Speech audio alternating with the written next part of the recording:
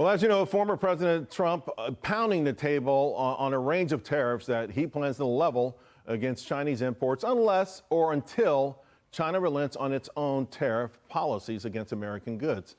But it's tough talk. Well, let's face it, it's got many in the business community clutching their pearls.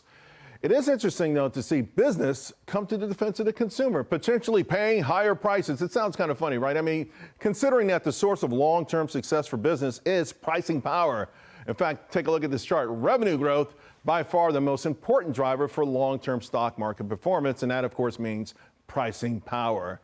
Here's the thing. Trump is not bluffing, and that's why professional fund managers from around the world see trade being the most affected by the outcome of the election. Corporate America and Wall Street are, though, missing the point, and I think Trump will have his version of the Iranian hostage crisis out of this. Now, remember, go back, November 4th, 1979, armed students in Iran seized the U.S. Embassy. They detained 53 Americans. Then President Jimmy Carter actually called it an act of blackmail and the hostages victims of terrorism and anarchy. Nevertheless, though, the Carter administration employed a tactic that they called patient diplomacy.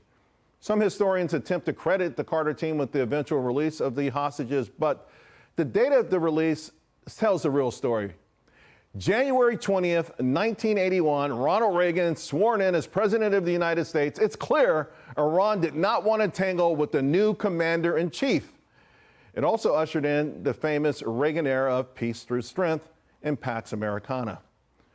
Meanwhile, China right now, folks, they're still reeling from Trump's first term in office that sparked an exodus of manufacturing out of China into places like Vietnam, India, Mexico, and of course, don't forget the onshoring phenomena we're enjoying right now in America. President Xi, meanwhile, is desperate. He is desperately trying to right the ship. By the way, a lot of problems in China, miscalculations by him.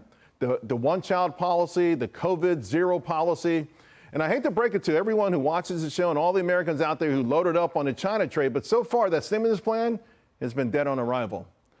I'm saying right here that a Trump win in November would yield some concessions by Inauguration Day. And that's my take.